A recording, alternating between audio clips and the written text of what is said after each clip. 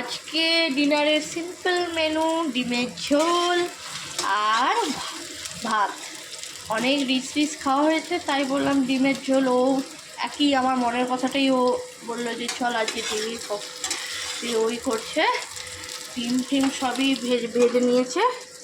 ডিম আলুকে একসাথে সিদ্ধ করে নিয়েছি, এবার একটু ডিমটাকে ভেজে নিয়েছি। এবার ইজি, সব কিছু পেস্ট করে রেখে দিয়েছে, পেঁয়াজ রসুন আদা, ব্যাস ওগুলো এবার তেলের ওপর দিয়ে দেবে, হয়ে যাবে। দেখা যাক, সবটাই শেয়ার করছি। সবাই ডিমের ঝোল টোল বানাতে জানে, তাও একটু যেহেতু দিদি করছে আমার বাড়িতে এসে, সেই কারণে শেয়ার না করলে হয়। ঠিক আছে, দেখা যাক। এই তো মশলা কষানো চলছে।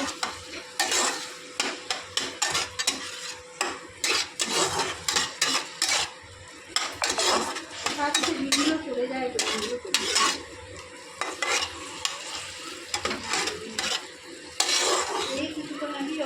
এই যে মশলাটা কষানো চলছে, মশলাতে দেওয়া আছে আদাটা বাটা, রসুন বাটা, পেঁয়াজ বাটা, টমেটো কুচি, একটা শুকনো লঙ্কা, দুটো কাঁচা লঙ্কা আর জিরা ফোড়ন তেলের উপরে দিয়ে দিয়ে দিয়ে না একটু গরম গরম ডিমের ঝোল টোল খেতে গরম মশলা দিয়ে দিলাম। ধনে পাতা উপর থেকে এই ঝোলটার উপরে একটু কুচানো দিয়ে দিলে তার আলাদাই স্বাদ। ব্যাস, ওরা দিয়ে গরম গরম ভাত খেয়ে নেবো। এতে এবার আলুগুলোকে দিয়ে দেবো। আলুগুলো একদম সুন্দরভাবে সিদ্ধ করা আলু এবং ভাজাও হয়েছে। এবার এটাকে দিয়ে একটু নেড়ে নেব।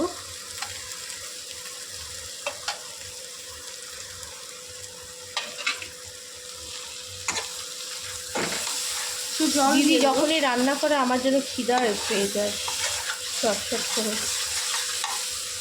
ব্যাস হতে থাক, জল দিয়ে দেবে এবার। একটু জল দিয়ে নেড়ে দেবো।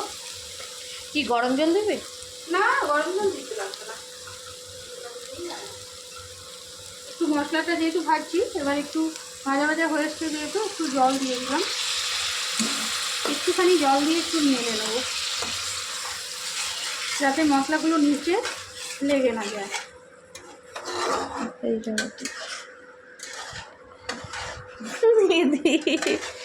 দিদি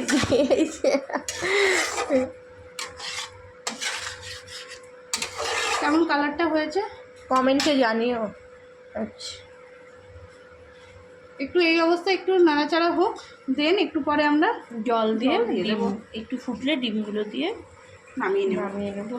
দেখা যাক। এবং পরিমাণ মতো জলটা নামানোর আগে অবশ্য জলটাও দেখে নেব, যে যেমন তোমরা খাবে সে সেমনভাবে জল যদি দেবে। একটু জুস খেতে চায় তাহলে একটু জলটা একটু বেশি করে দিতে হবে। কেউ ধরো একটু বসা খেতে চাইছে, সেক্ষেত্রে মিডিয়াম দিলে ঠিক আছে। ঠিক আছে, দেখা যাক ফিনিশিংটা। ওকে। ওয়াও, কি নাইস স্মেল, দারুণ দারুণ। এবার খেয়ে নি, চলো বাই, খেতে বসে যাই। Good night.